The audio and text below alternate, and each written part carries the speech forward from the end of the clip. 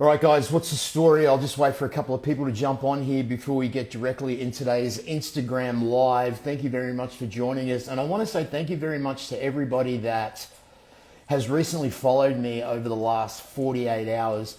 You know, a couple of posts that I put up gained me an extra 3,000 followers. So first of all, I want to say thank you to everybody that followed me. It's very humbling. I got some really amazing messages from people. There was some controversial comments that were dropped, but that's what happens when you post something that's controversial, when you're using your free speech and when you're speaking your peace of mind. The good comes with the bad. It was 99%. Actually, let me rephrase that. 90% of the comments were loving and inspirational and supportive.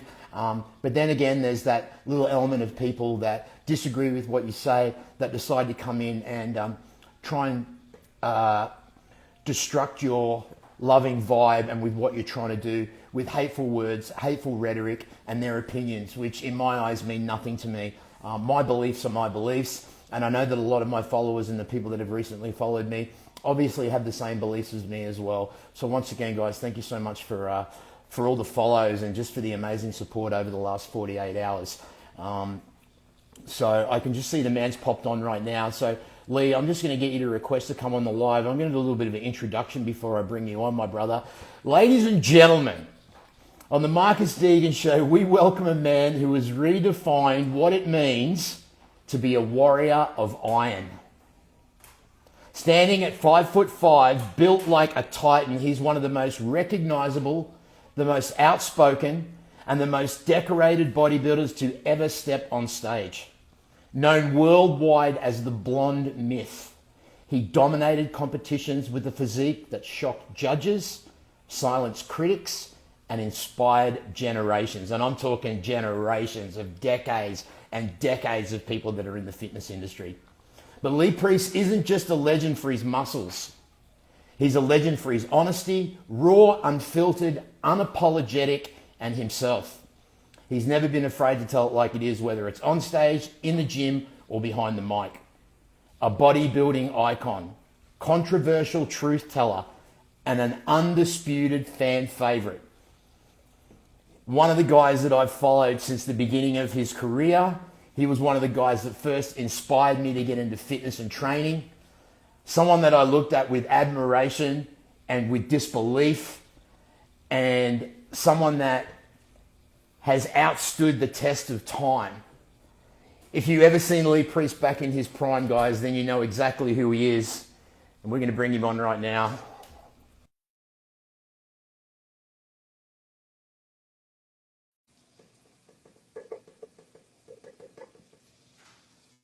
We'll just wait for Lee to come in there. Ladies and gentlemen, all the way from down under, it's very early in the morning. I can guarantee you he's already had 12 eggs, 13 protein shakes and a workout, and now he's joined us here in America, the Blonde Myth, Mr. Lee Priest. How are you, brother?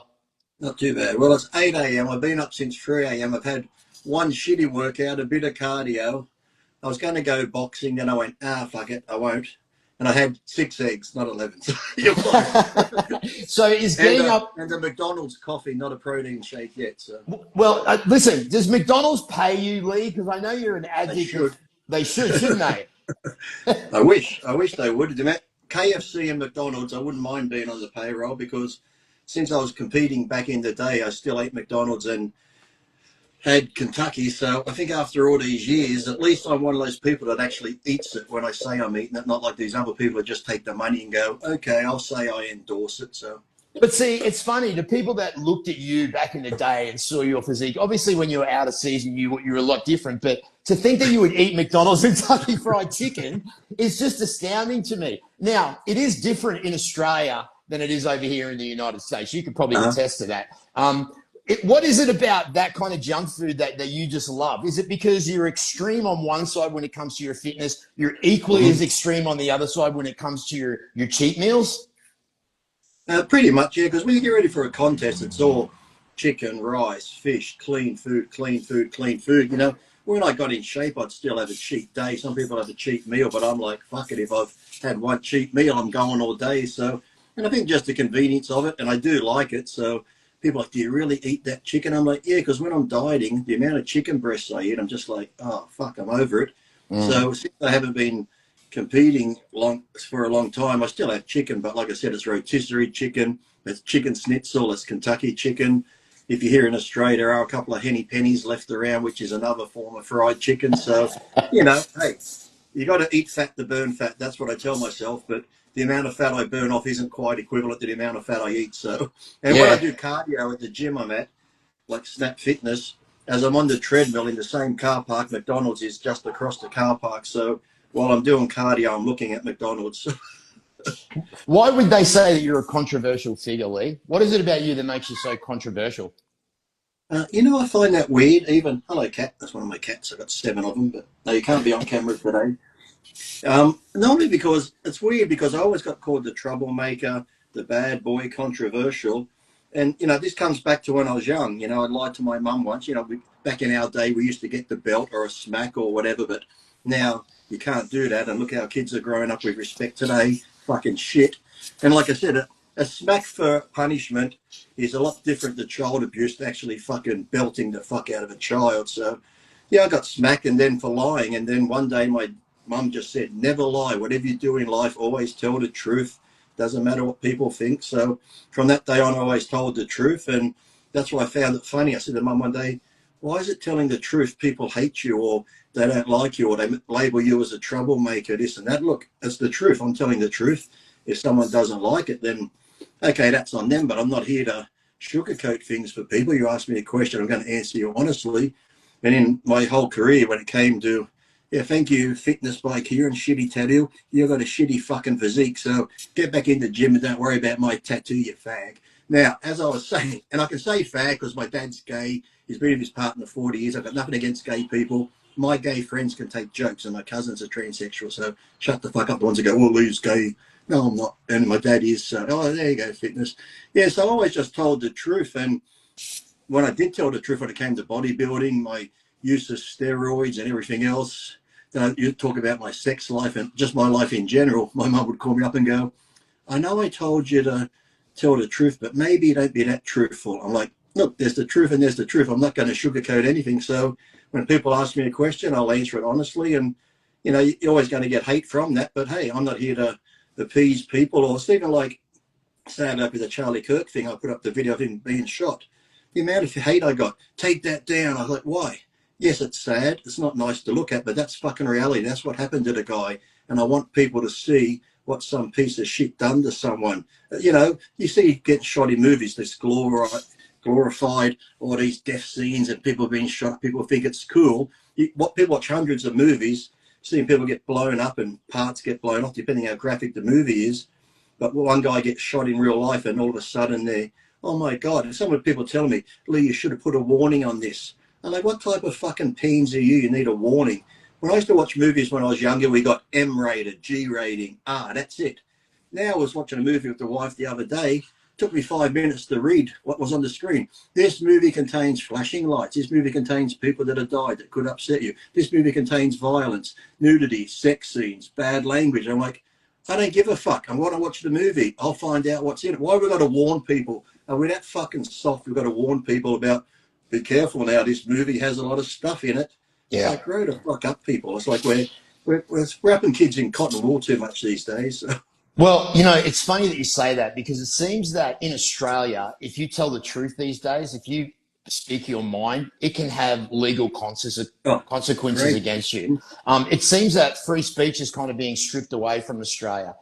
What's your views on the way that the government is acting towards the Australian people when it comes to being able to say your truth? Because going back to the Charlie Kirk thing, he said his truth and he was eliminated for it. What is Yeah. it with the Australian government these days that they're trying to take away people's truth? They don't let you say what you want to say.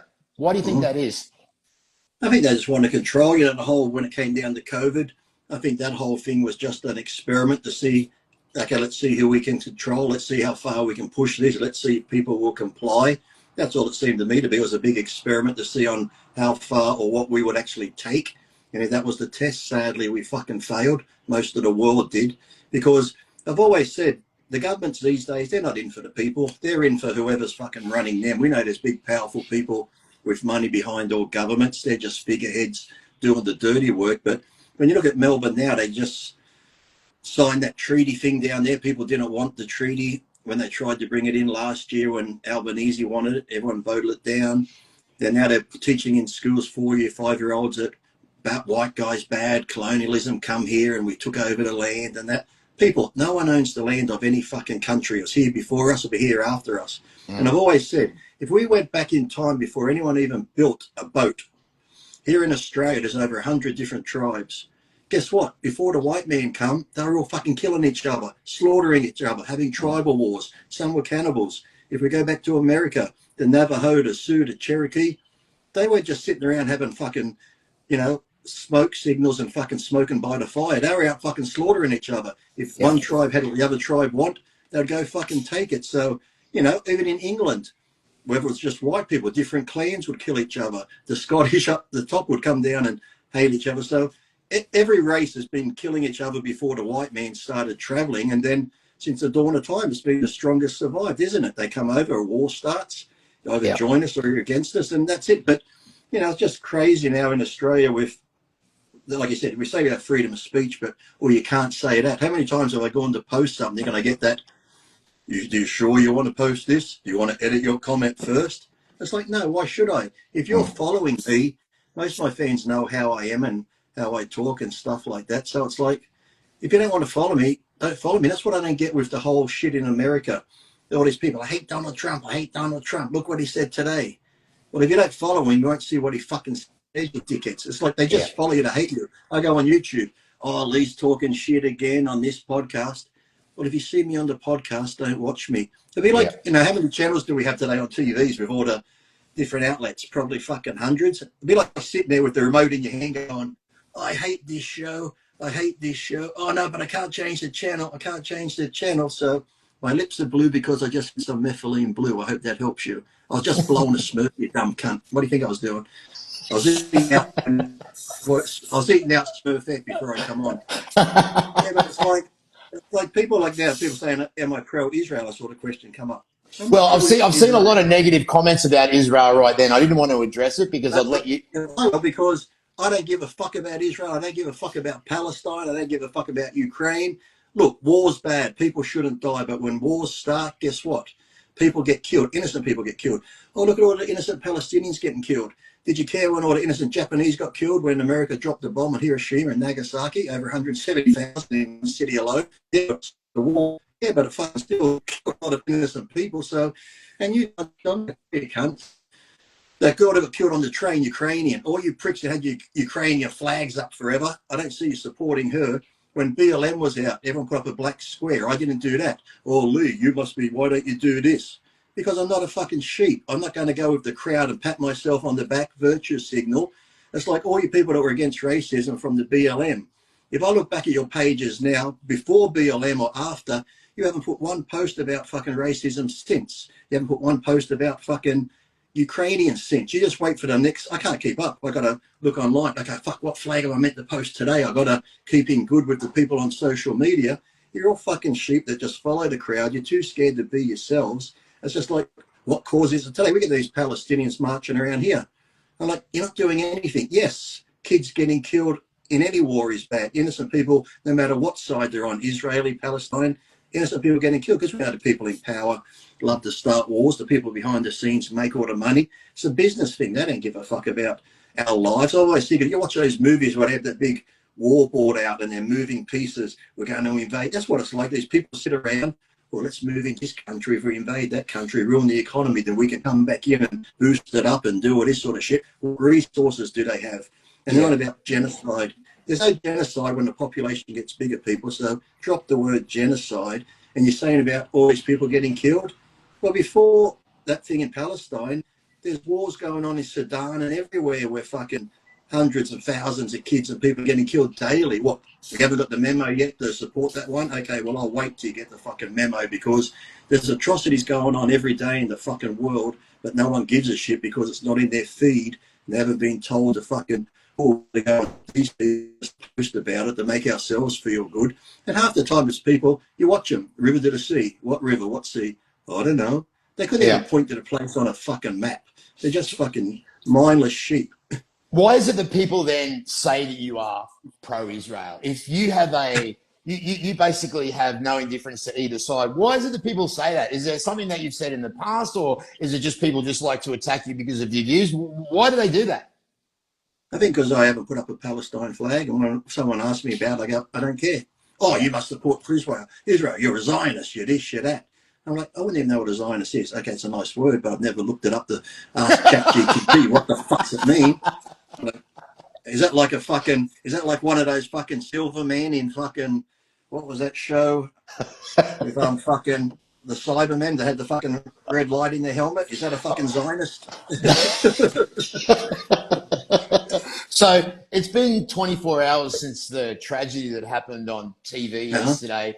One of the greatest political outspoken Mm-hmm. icons here in the United States was viciously taken out. And there's just been, it's 9/11 here today, and I've never seen something in the media override 9/11 like the Mm-hmm. Charlie Kirk story has.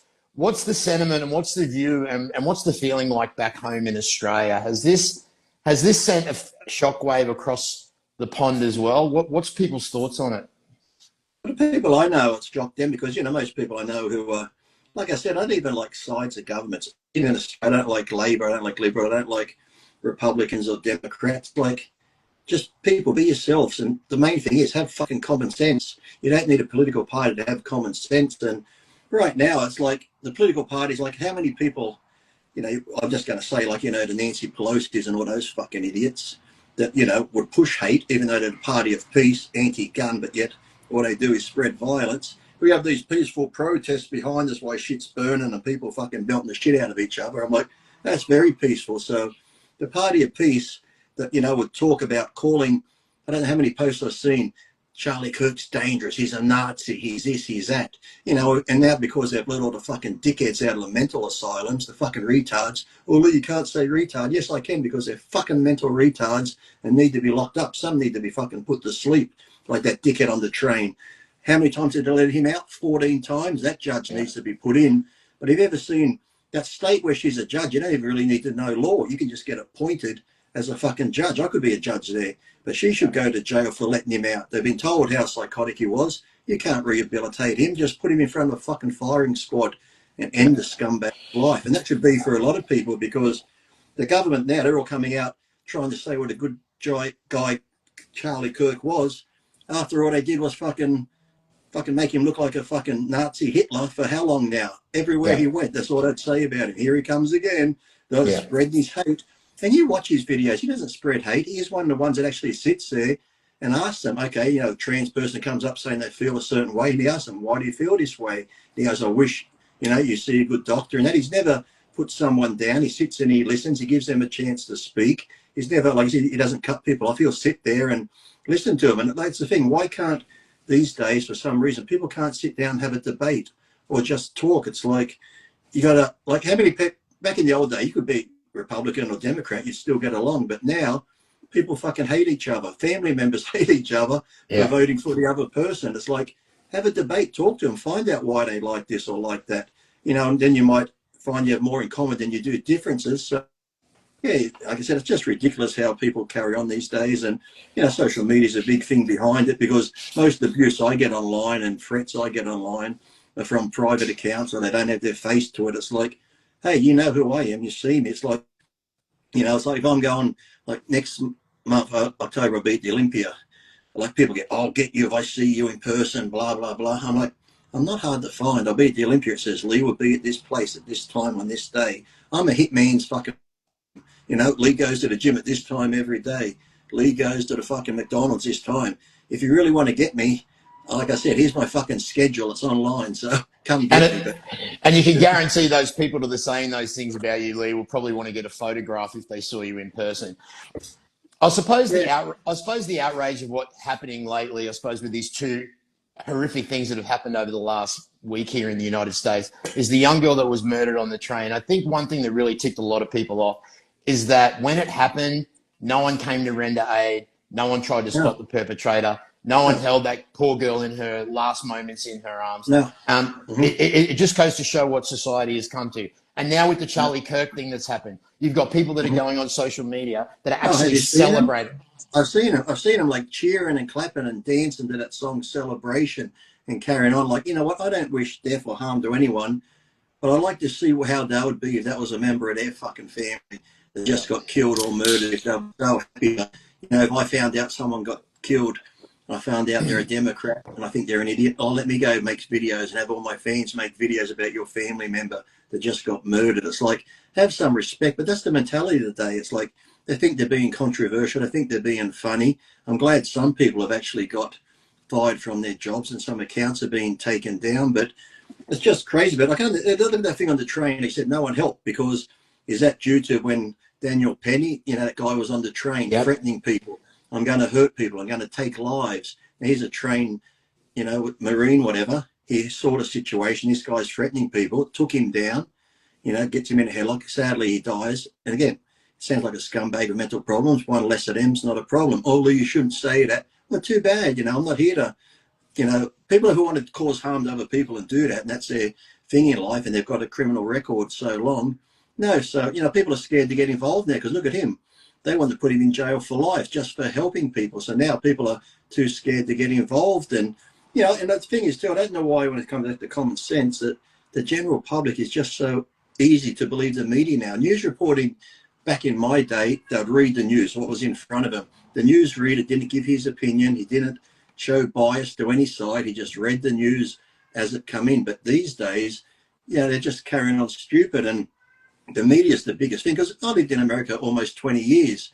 When I was there from the 90s till I left in the like around 2010 or so, you know, I got friends of all races. Racism didn't seem that bad. Look, you're going to have a dickhead no matter what. You're going to have a racist black guy, white guy. People go, oh, black people can't be racist. Every race can be fucking racist. So don't give me that bullshit. So, yeah, we all got on great. But now it seems like more people, today it just seems like we're devolving as humans. We're going back because, you know, people can't get along. They want to, everyone's a victim no matter what it is. I can't get a job because it is, or I can't do this because of that. I'm like, I live in Australia. I lived in America. I've been to the UK.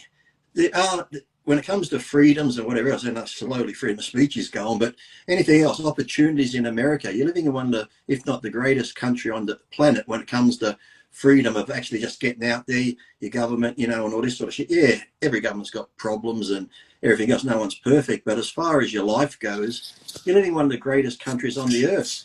And you want to bitch and complain. I'm thinking, have you, hello, kitty? I'm like, have you ever been to another country? I've traveled all over the world doing seminars and contests, and I've been to some countries where some of these people say they want to go. It's like, no. So it's like, I don't care if you're black, you're white, you're gay, you're trans. If you're living in Australia or America and you're not where you want to be in life, look in the fucking mirror. That's the only person you can fucking blame. Don't blame the government. Don't blame this. Don't blame that. There's been so many people who've had hard lives, come up the shit way, no parents, been in foster care, parents have been killed or drug addicts, and they've made it in life. So if you want to blame someone, blame your fucking self for not being where you want to be. Don't go, oh, because of this or because of that or because I'm this. It's like, get the fuck out of here. It's like the victimhood is just crazy now. And this whole mental thing, it's like, that's like the get out of jail free card. Oh, I got mental issues. We've all got fucking issues, but we don't go back kill people and do certain crazy shit and like stuff like that. It's like, yeah, some people are born where the wires are a bit crossed in their head, or some people might have an accident on a motorbike or car or something's happened and get hit in the head and can mess up the wires a bit. But this whole mental thing now, it's just a crutch for people to go, oh, I got mental issues, you know, take care of me. You know, you got fucking parents taking their kids to fucking job interviews now. I'm like, we're so fucking soft and we're raising the kids soft. It's fucking pathetic. And here you go, you can blame a Jew. Why are we blaming the Jews for it? It's like, okay, yeah, the Jews Yeah. did it all. Yeah. Once again, it's that hateful rhetoric and these hateful comments that I see are coming up. It's just laughable to me just because, you know, everyone seems to have a lot of balls when they're behind their phone or Oh yeah, behind their oh yeah. computer. And, you know, Behind the computer, they're 7 foot tall, 450 pounds UFC fighter. Oh fucking yeah, I'll see. I told him. Oh, fuck yeah, look what I said. Yeah, it just goes to show a lot about a person that would go out of their way to actually Hmm. type this kind of bullshit. Because watch I out, know. mate. Watch out, mate. It just seems like it's a Here you go. Here you go. it's Say hello. oh Say hello. yeah yeah. He's a cat fan. He's a cat dad. That's for sure. Oh, I got 7 of these and 2 big staffies, but this one here, this one's probably the most. This one here is like my shadow to me. He just gets on me like this, and then he'll just drool all over me. You're not a parrot, but I mean, like this one's stuck to my side, and sometimes you get annoyed, but like you can't get mad at them because they love you. Now you're drooling all over me. It's like Whereabouts fucking in Australia are you now, Lee? Newcastle. Newcastle. Oh, beautiful place. For anyone that has never been there or doesn't know where Newcastle is, Google it. It's North of Sydney. 2 hours north of Sydney. one of the most spectacular places on earth. So you're coming over here for the Olympia? Yeah, I'll be over there for the Olympia in October in Vegas from like October 9th to the 14th. And then I'm going to stop in Nashville to see my friend, the comedian, Nick DiPaolo. If you follow, everyone should follow Nick DiPaolo on Instagram and on his YouTube. One of the funnest comedians out there. He actually has a show on Rumble as well with Stephen Crowder has one on there. And he talks about current events and stuff like that. And it's like, but he does it in a funny way. Like he's like a non-PC comedian. He says it like it is. So, and then I'm going to go from there to New Jersey to a pole-on gym on October 18th. There's an all-star seminar there where there'll be me, Guy Sistanino, Phil Heath, Sean Ray, and all them. We'll be doing a big seminar at the gym in New Jersey. Who was your favourite bodybuilder from back in those days, Lee? From around your era, is there someone that you kind of looked at and went, yeah, man, that guy's got the perfect physique?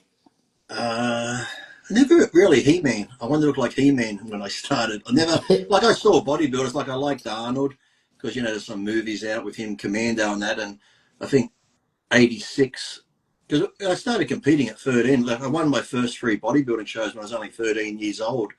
And I think Rocky Four had just come out then, so Dolph Lundgren. I thought they looked in good shape, and even Stallone in Rocky Four. And I'd go train in my garage, my shed, doing all the crazy shit that he was doing in the barn in Russia, type thing. So, yeah. But then as I got older, I like people like Tom Platz, his freaky legs, and I was lucky enough to become good friends with Tom Platz and trained with him for a year. And I said with Arnold because I trained at World Gym. I saw Arnold every day, so we became friends, and I did a lot of photos in his modern like encyclopedia of bodybuilding and stuff. It's funny because when we're doing those photos, I'd be like training and I'd be like, stop. I'm like, fuck, did I do something wrong? And he'll come over and he'd just start wiping my sweat off. I'm like, thanks. I start Wow. training again. Arnold's like, stop. I'm like, what now?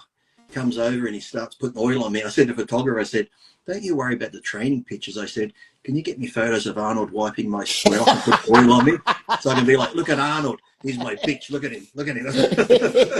Do you still stay in contact with Arnold Schwarzenegger? Do you guys Not really. Only when I see him, like over there, we have a good laugh about things and don't talk about, at the old World Gym days with Joe Gold, because, Joe Gold started Gold's Gym, but then he sold it. Then he started the World, and he was like a grandfather figure to me. And when he passed away, he left me his 2 dogs and that. So it Wow. was sad when all that sort of happened. But yeah, I used to get on great with whatever. And once he died, World Gym sort of shut down in Venice, and I moved out to Texas, Austin, Texas, for a while there, and then on to Scottsdale, Arizona before coming home. But yeah, I used to get on good with all those guys. And yeah, someone just said Mike Mentor. Yes, I knew Mike Mentor. He was going a bit crazy in the end. He'd just stand at the front of Gold smoking cigarettes. And he'd be like, one day he's like, psst.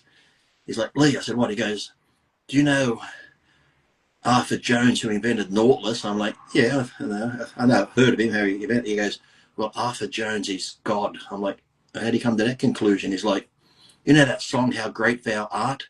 They're singing about him. So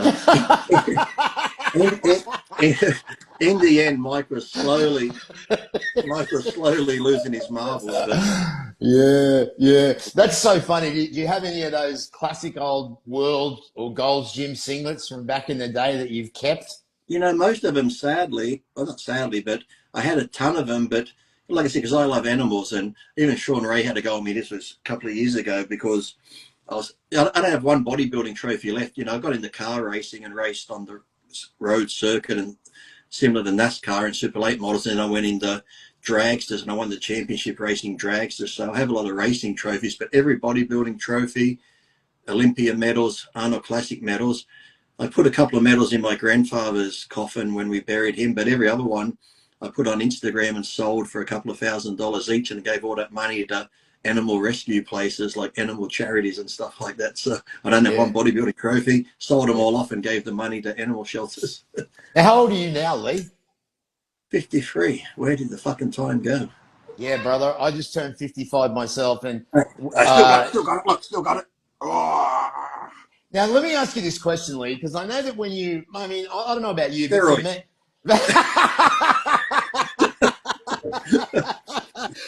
typical Aussie humor right there, folks. Let me tell you, right? I I'm fucking too love old. I'm it. too old for that now. Oh, I was going to do TRT, but the thing is, I hate taking needles for one, even though you get tattoos and then needles and shit. But I started TRT probably 6 months ago. I was just using SUS 250, 1 mil every 10 days.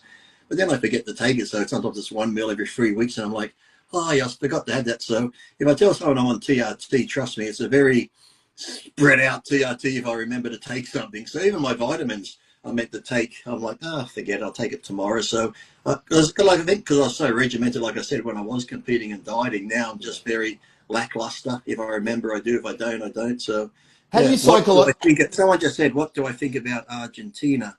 I don't, but don't cry for me, okay?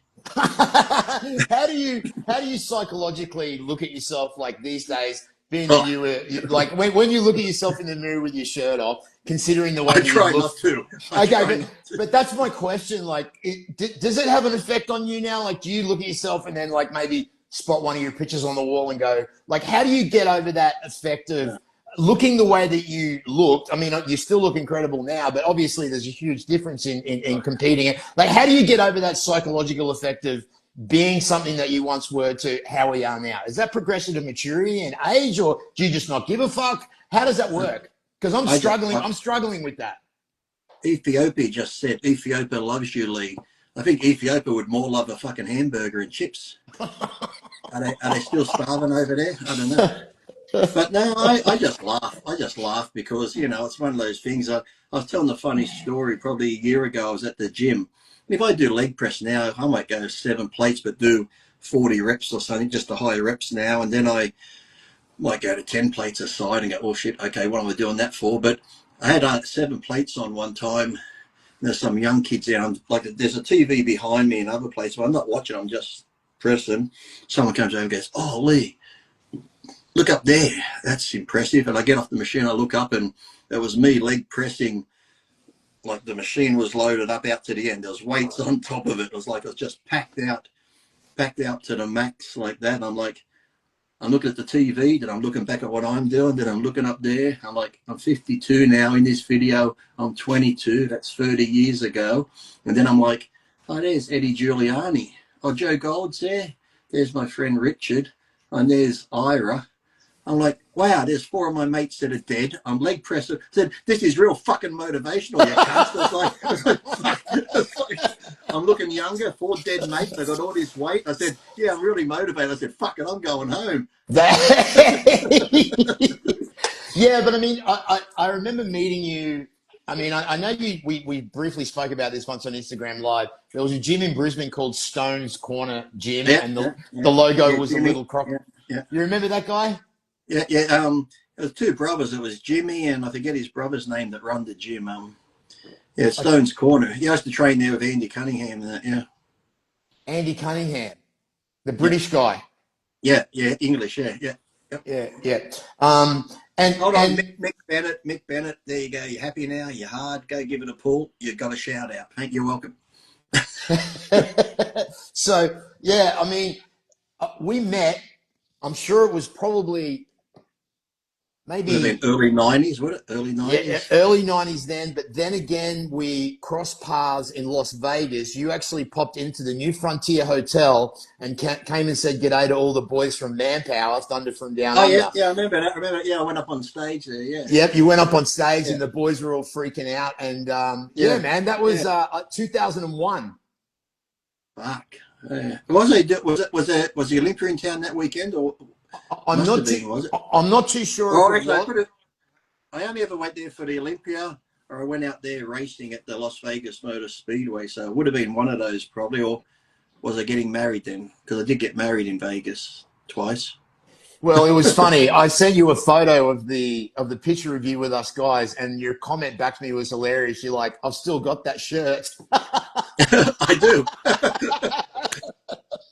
So what's If I next? like something, I don't throw it away. But my wife, I tell you what, I've got shoes on now that my wife has brought me new shoes, and they're still in a box from 4 years ago. And I wear Yeah. shoes now, they're falling apart, they'll have holes in them. I can just, people judge. I'll be at the gym or in somewhere in public, I just see people go, they must be like, Lee's doing it tough. I'm like, they're fucking comfortable. They fit nice now. I don't care if they got, Yeah. I don't give a fuck how I look or what I'm wearing. I've never been in the clothing names or brands or shit. It's like I just buy something if it's comfortable.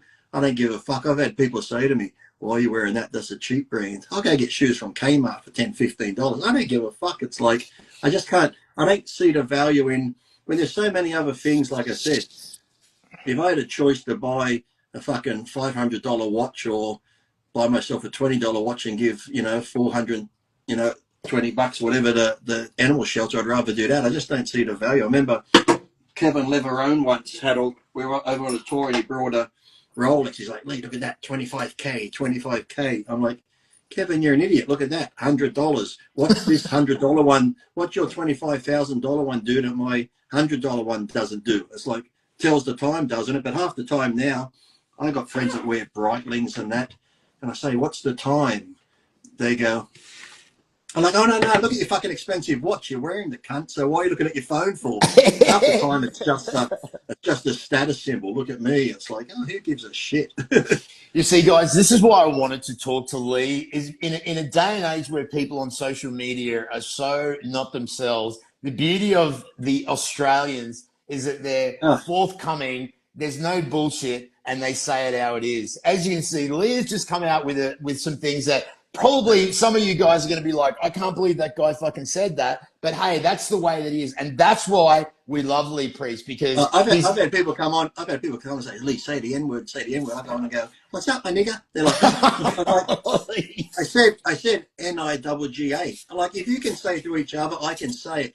You want to put it in your fucking songs. If I want to sing your song, then you say I can't say that word. Go fuck yourself. Don't put it in the songs then. If that Yeah, word is so bad to you and offends you so much, why do you call each other that? To me, it's like in Australia. How you going, you cunt? What's up, cunt? It's just, yeah, it's all in how you say it. And, if you want to be racist, you can say the ER one in a racist way. But if it's just in a term of, when they see their mates, they say, do we see our mates? It's like people are saying, it's almost like that. That's one thing we have over people and you can't say it. I'm like, find any other word in the dictionary that people find so offensive. No one calls themselves that. I remember this one guy once, he was a rapper and he brought a kid on stage and he's like, come up here and sing the song. So he brings the white kid up. The young kid starts singing his song. Of course, that word's in it. And he sings the song. Stop, stop. He gets his security and throws the kid out. I'm like, are you just doing that to be an asshole? You brought yeah, him up to sing your song. This is what I hate too when they're always on about racism. These rappers or whatever, all white people are racist. Have you ever looked out in the audience when you're up on stage? How many people are white? When you get fucking dickhead LeBron, oh, it's a racist country, blah, blah, blah. You live in a big white neighborhood, you're a multi-millionaire. I really feel your pain, you fucking dickhead. Like you've yeah, really struggled. But yet I'm like, LeBron, when you're on the court and you're playing a championship, have you ever just stopped for a minute in the middle of the court and just look around the crowd? Probably 70% or more are white, fathers, mothers, kids, wearing your shoes, wearing your T-shirts with your face on. I hate to break it to you, LeBron, racists wouldn't fucking be buying your clothes and wearing your fucking image on their shirt, you yeah. fucking dickhead. So I just hate when people get on this whole, well, everything's racism, this and that. And it's like, and someone got mad at me too because I said, listen, first I said racism is bad. Everyone can agree to that. It's fucking terrible. Slavery was fucking bad, even though all races were slaves, but you'd think that only America was. And then when you look into it, only 3% of Americans roughly had slaves. That was in the South down here. The rest of America, black people had jobs. There was black mayors, there was black judges back in those days. No one here had things. And then all of a sudden, guess who helped free you? White people. White people helped end slavery. Over 320,000 white people were killed in the wars helping free you. So don't give me this shit about, oh, we were slaves and that. Everyone's been slaves. And then Yeah. they're like, well, we built America. Did you? Well, if you built America, why is Africa still such a shithole? You haven't built fuck all over there. So everyone helped build America. Yeah, but when I was saying about this thing, I got in trouble. Someone got mad at me because I said, okay, let me start off by saying slavery was fucking terrible. Worst thing ever, no matter what country it was, no matter who it was. But I said, instead of complaining and bitching about it, why don't you go and make something of yourself? Because no matter how bad it was, if you are a descendant of a slave, they got brought over there in the most horrendous way. They got treated horrendous. But then luckily, the war came, they got freed. And when they got freed, they moved around America, met other people, fell in love, got married, had kids, and then they had kids. And now down the line of generations, you're born. So instead of Mm. sitting on your fucking complaining about it, sadly, if it wasn't for slavery, you wouldn't have been born in the fucking greatest country in the world. So instead of sitting there complaining, make your fucking ancestors proud, go out and make something of yourself. Do them proud for all the shit they went through, being brought there, being sold to go to America, and all that shit that's happened. Go out and do them proud. Make something of yourself to show that what they went through wasn't fucking in vain. Rather than Yeah. play the victim. And as I said, when I say that too, it's like they got to go out and spread, move around the country and had things. It's all about timing and shit, and people go, oh, we weren't asked to bring here. No one generally was asked to be born or brought wherever, but that's just the way it is. You can't sit there harping. It's like, learn from the past, I've always said, but don't fucking live in it. Yeah. No, exactly. Um, are you a fan of the UFC? Do you follow combat sports? I used to a long time ago, but not really. If there's something on, I might look at it, but no, I don't really. I used to follow like the NASCAR and Formula One, more in the racing and stuff, but I don't Yeah. really, just follow that much type of stuff, so. Now, do you race your own car, or do you just have a car that is raced? Well, I used to race with a team and that, so I never. Well, when I did the road racing, I raced my Corvette and I had a race truck. But then Yeah. when I go to the track, it was just the teams. Like when I was drag racing, I was sponsored by Lucas Oil and Toyo Tires and that, so they already Yeah. had the cars there. And they was like, Lee, why don't you get your own car? I'm like, why? Then I have to trailer it to the track, and then if it blows up, I've got to fix it. I said, I'd rather Mm. fly in, race yours, and then when they blow up, I can just sit and watch the race for the rest of the day or go Yeah. home. So got to take the So, fun out of it. so what's next for Lee Priest? Uh, I've just started an unfiltered page on Instagram, so if people want to join that, and there's also an unfiltered like a thing you can join up for training programs, diets. I put up different videos on there. I'm starting the unfiltered podcasts. The first one I had on was Paulie Fennick, from Housos and that. Yeah, So yeah, yeah. because I've done a few episodes. Well, I've done 2 seasons of Fat Pizza, and that was funny. I played the white supremacist guy on Fat Pizza, and then I did one called Local Council where I played a parking warden. So 9 episodes, I'm just going around abusing people, writing parking tickets. And then we just did another one called Outback Comedian where I play his security. So every time he needs me, the running joke is I'm off fucking groupies backstage or in hotels and that. So let's just say when that one come out, my wife wasn't happy. She got, No, I I got bet. people come, I got people coming to tell me they seen you on TV taking girls back to the hotel room and this and that. I'm like, honey, I just said, you know, if you're getting upset by it, don't watch it. But if you do watch it and you get upset, I said, that just shows you what a good actor I am, doesn't it? So yeah, but then Well, apart from that, I just moved up here outside of Newcastle, so I got like 4 acres now. So generally, I just get out on the ride-on lawnmower. As you can see, my wife yells at me because when the sun's out, you didn't put sunscreen on, and I got a hat, but I always forget. Then I get sunburnt, and I'm like, oh, well, fuck it. Yell at yeah. me for a while. I don't think people realise what the sun's like in Australia compared to over here in the United States. You don't need It's much of it. Nah, it's a different kettle of fish. Well, Lee, I knew this was going to be raw, and I was just so happy that you came on to have a chat today. I've been, as I mentioned in the intro, you're someone that I've been following, and you're definitely my No, thank you. favorite bodybuilder of all time. Aesthetically perfect, genetically gifted, and you knew the game better than anyone else. Is there anything you want to say before we jump off today to the fans or to anyone else I before we just go? just people in general. I just wish we all had more compassion for each other and just realize it's okay that someone might have a different opinion than you, whether it's a political party, whether it's religion, whether what it is. Doesn't mean you have to hate them or not like them. It's like sit down, have a discussion. And I've said that about anything. Today, like the media, all they want to do is divide people, and it's working sadly because, I've always said a government biggest fear is people united coming together Because, like I said, if you were to survey probably everyone, or say you surveyed 1 million Americans, I guarantee out of that 1 million, most would have so much in common, more things in common than you do differences. So, it shouldn't matter if you're black, white, whatever. You just go to work, you make money, you want to feed your family, take care of your family and friends. But if your neighbour needed something, you go help him. You're not going to be like, I don't care, my neighbour's black, I can't help him. You don't care. And I think that's how most people are. But the way the media and the governments go, they're just trying to divide us. And that's what pisses me off the most. I'm like, can't you see what they're doing? It's like what they're doing is working, causing the division. And that's like, even in bodybuilding, when I'd stand up, when I'd stand up and say something, I'd be like, why don't you guys do it with me? One person doing it, they suspend me, they fine me, it scares everybody else. But I said, if we all unite, they can't suspend all of us, then there's no contest if all the athletes are suspended. And it always pissed me off because they'd all complain but do nothing about it. And that's like people now. They might go on Facebook or somewhere and have a little complaint. I said, that does nothing. You got to actually make a stand. I've always said, say come tax time, whether it was America or Australia, you got to have your tax in by this date. If no one did their taxes, what could they do? Yeah. Fine us all? Okay, send millions of people a fine. We don't pay the fine. What are you going to do?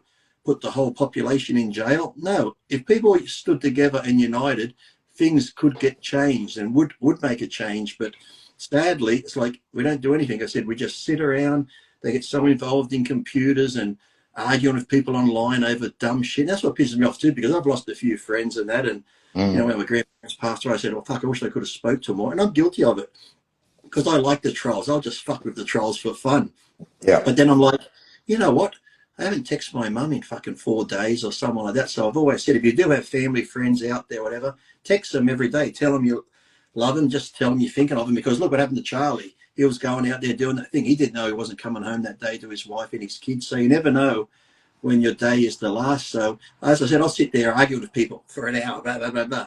I think, fuck, I haven't texted my mum. I think, how pathetic am I? Because I'm arguing with people I've never met, I don't know, but the people who mean the most to me, I forget about and don't fucking call them or text them. So I just tell people, if you've got people out there, just, you don't even have to start a whole message. Just send them a love heart. Say, thinking of you or something like that. It's easy to do. It doesn't take any of your time and stuff like that. I know a lot of people too like to text now and not talk. And yeah, I find that weird too, because sometimes you get a message, happy birthday, but you couldn't call me and say it, because when those people are gone too, you're going to miss the sound of their voice. So it's so funny, because I ever remember, sorry to go off track, but remember when you were young, I had like my sister, if the phone rang, that was so exciting. I'm going to get it. I'm going to get it. You'd fight each other, slam her into the wall, or she'd trip me over to get to the phone. Like we've become a society now where, because we're on caller ID, answering the phone used to be an exciting thing, even as you got older. When I was in my teens, early 20s, phone rings. Oh, wonder who that is. Now we just go, I don't want to talk to that cunt.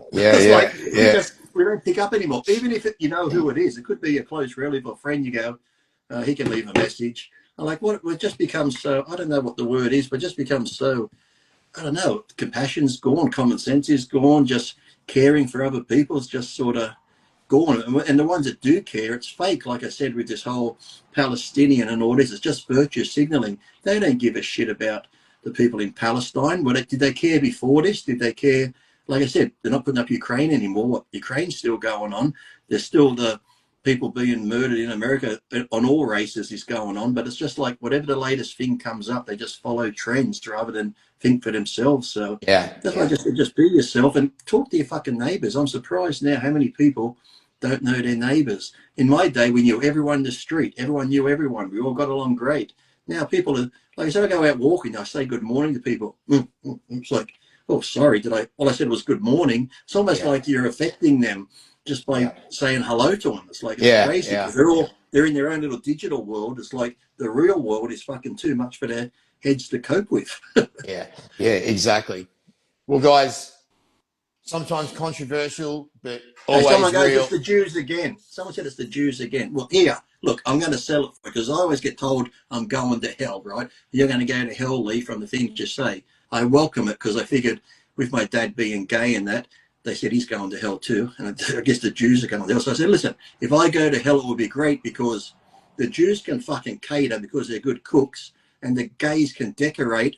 It's going to be one big fucking party in hell. So I'll see you all there. Always. Always controversial, but always says what he wants to say. Ladies and gentlemen, Aussie icon and one of the world's greatest, Mr. Lee Priest. Thank you very much for coming on today, brother. And Thank hopefully you. I'll see you at the Olympia. Yes, hopefully see you there.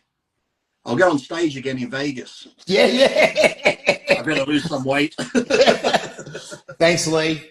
You're welcome. Thank you. Bye, mate. Bye. Well, there you go. I said it was going to be raw. I said it was going to be unfiltered, and that's exactly the way it was. You know, that's the beauty of having these conversations. People may not necessarily agree with everything you say, but that's what dialect and that's what talking and that's what debating and that's what listening to other people is about. Listening to other people's points of view.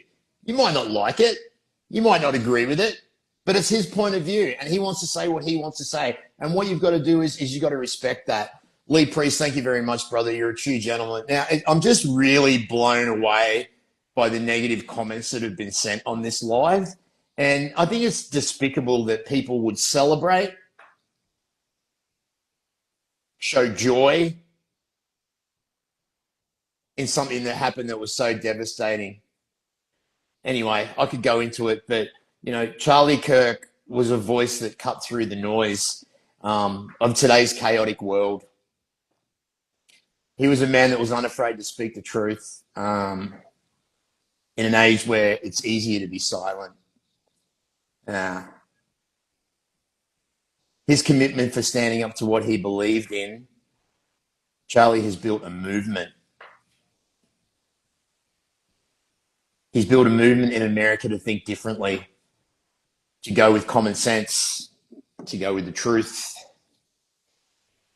Charlie Kirk, although he's not here anymore, his voice has not been silenced because there's going to be another Charlie Kirk and another Charlie Kirk and another Charlie Kirk. A reckoning is upon us, my friends. Guys, thank you so much for tuning into the live. This is Marcus Deegan. I'm jumping on again at 6 o'clock with Power Slap contender Isaiah Quinones. We're going to talk about his upcoming bout with Brandon Bordeaux.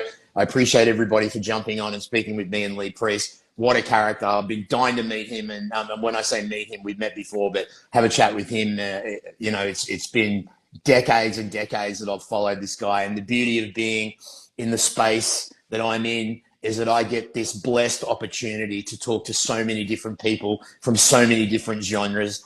Legends like Lee Priest is just one of the ones that I got to tick off my book of people that I wanted to talk to.